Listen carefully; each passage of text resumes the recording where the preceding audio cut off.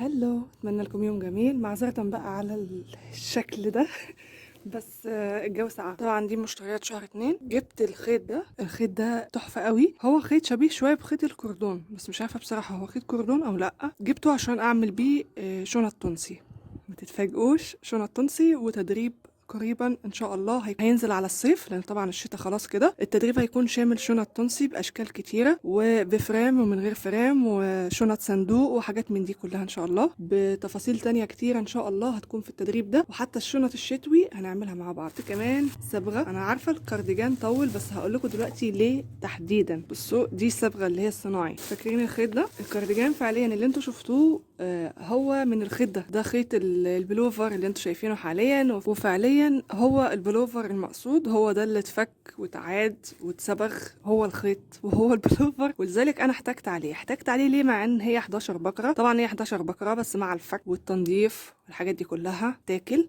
فجبت بكرتين احتياطي. البكره بقت ب50 جنيه. تصدقوش يعني قد ايه انا مفزوعه من الرقم ده. 45% صوف، اللي هو 25% صوف برضه بقى غالي. فانا فضلت بقى ان انا ادفع الفرق واجيب اللي هو 45% صوف الاصلي بتاعه. مشكلتي بقى مع البلوفر ده، اسمحوا لي يعني ان انا اوريكم بالمره شكل الصبغه عشان لو حابين تفتكسوا زي حالاتي.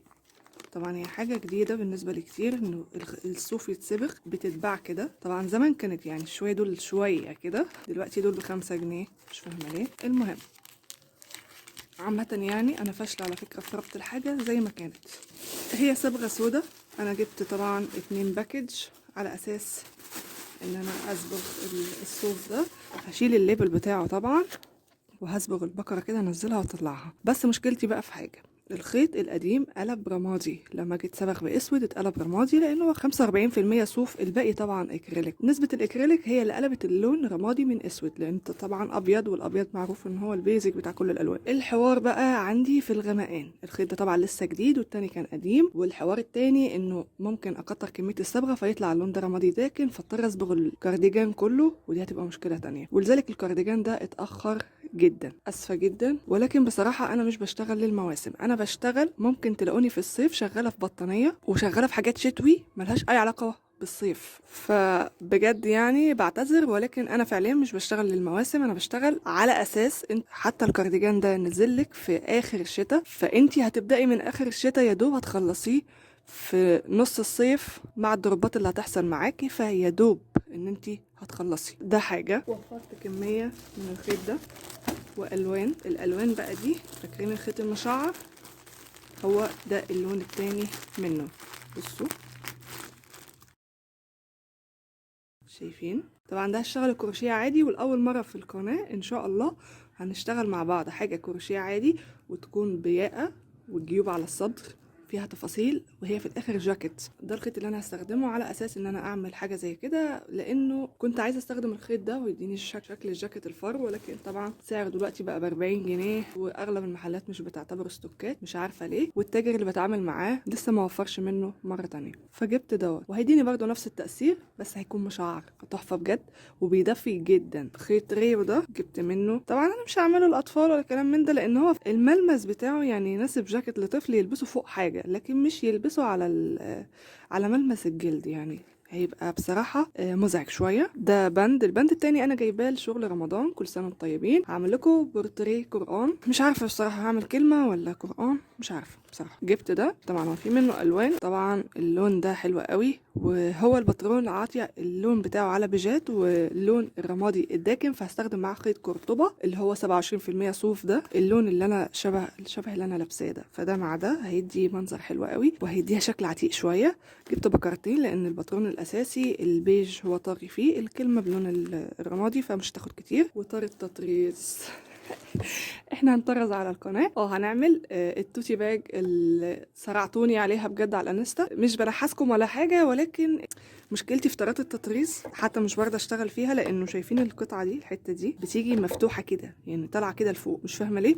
والجزء ده دايما بيعور، هي برضو خشنة هنا بس يعني في المقبول. يا اما الطرة بتكون الخشب بتاعها مخربش، وانا مش بحب استخدم البلاستيك عشان ما تقولوليش بلاستيك، مش بحب استخدم البلاستيك نهائي. واكيد انتوا عرفتوا في فيديوهات معلومة ومنتج انا فعليا بكره البلاستيك عمى. فجبت دي عشان التوتي باج بتاعتي تصور كده بسيط، عايزه اخيطها باللون الاورنج، وفي الوقت نفسه عايزه اطرز عليها شكل فراشه. ما تسالونيش ازاي لانه لسه انا يعني تجربتي في التطريز مش واسعه قوي ومقبوله جدا، بس انا كمان هطرز حاجه على قدي واعلمكم معايا اللي انا هعمله واحده واحده، لان الشنطه دي هتتخيط يدوي، كل حاجه فيها هاند ميد فعليا. مش هنمسك مكنه خالص، انا ما عنديش مكنه خياطه اصلا، ومش هروح الجا لواحد يخيطها لي بشكل يبوظها لي واندم ان انا اشتريت القماش ده. القماش ده في وقتها انا اشتريته ب50 جنيه، والكلام ده كان من 5-6 شهور. طبعا انتوا عارفين ان الاسعار زادت، كان ب50 جنيه للمتر. بصراحه لما جيت سالته قال لي هو موجود في محلات جسر السويس، بس فين بالظبط انا مش بصراحه مش عارفه. زي ما انتوا شايفين اهو وفرت من الخيط ده. الخيط ده عسل بجد، اشتغلت منه ساعة مكرمية هتشوفوها ان شاء الله، ووفرت منه دي ليا انا يعني على اساس انه اعمل شنطة بيها مع اللون الاسود التاني اللي انا جبته طمع الشهر اللي فات، فكونت كمان دي عليها. وكل مرة كده لما بيكون الخيط متوفر بحط لنفسي ايه واحدة او اتنين، بحيث ان انا كمان يبقى عندي ليا انا كتير. الناس برضو اللي سألت على قولنا بتجيبيه منين، انا موجودة هنا في محافظات، والتاجر اللي انا بتعامل معاه بيستورد من الصين. انا مش موجودة في محافظة القاهرة حاليا، انا موجوده هنا في محافظه تانية خالص. الحاجات اللي انا بوفرها سالت عند احمد عبد الراضي، قال لي ان هو موجود عنده استوكات، وقال لي ان الخيط الستاندر عنده من 23 جنيه. انهي نوع ما قاليش وما ادانيش صور. استأذنته طبعا ان انتوا تروحوا له لو انتوا عايزين، ودي عناوينه. طبعا مش اعلان خالص للراجل، هو ما يعرفنيش اصلا حتى، بس حبيت ان انا اقول لكم. لكن متوفر عندي طبعا، هو مش متوفر عنده، والعكس ممكن يطلع متوفر عنده بس هو ما ادانيش صور. ما تزعلوش مني ان انا مش بقول لكم او بقول لكم وفروه من عندي، انا مش المساله مش احتكار، كلها ارزاق. بس هي الفكره انه انا فعليا بتعامل مع واحد هو بيجيب من الصين، فانا ما اعرفش هو موجود فين بالظبط في القاهره. كمان زي ما انتم عارفين القاهره واسعه جدا، فانا ممكن في مره اجيب من العتبه، في مره اجيب كده وانا نازله في اي حته، مش بتيجي معايا يعني متظبطه بالتكه. وانا عندي شويه زهايمر بالنسبه لاسامي المحلات، بنساها. بدخل عجبني المحل ده، الله نادر لما بقول له اديني كارت، فما تزعلوش بجد. دي هعمل بيها كوفيه لوالدي حلوه قوي، ودي هعمل بيها جاكيت، ودي هعمل لكم بيها شغل رمضان. ومشكلتي العويصه هو في خيط اليزا.